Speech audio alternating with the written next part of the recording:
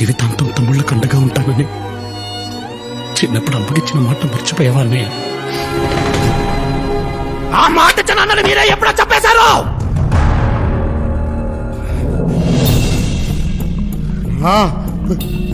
ప్రేమని పక్కగా మార్చింది మీరే.